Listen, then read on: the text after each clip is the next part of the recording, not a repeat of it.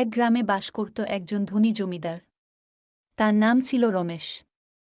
রমেশ ছিলেন বেশ প্রভাবশালী, কিন্তু তার একটি দুঃখ ছিল, তার কোনো সন্তান হয়নি। তিনি একসময় সিদ্ধান্ত নিলেন, একটি নয়, 3টি বিয়ে করবেন। 3 সতীনের নাম ছিল শিলা, কুমু এবং রেণু।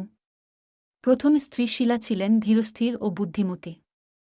কুমু ছিলেন রাগী ও নিজের স্বার্থে সচেষ্ট। রেণু ছিলেন সরল ও হাসিখুশি। 3 সতীন এক ছাদের নিচে বাস করলেও তাদের মধ্যে সবসময় মনোমালিন্য লেগে থাকত। একদিন জমিদারের বাড়িতে এক দুর্যোগ নেমে আসে। একটি ভয়ানক ঝড়ে তাদের গুদামের সব শস্য নষ্ট হয়ে যায়। পুরো পরিবার বিপদে পড়ে। এই বিপদের সময় শিলা সবাইকে সংগঠিত করতে থাকে। কুমু কৌশল বের করে কিভাবে বাজার থেকে সামান্য মূল্যের শস্য কিনে আনা যায়।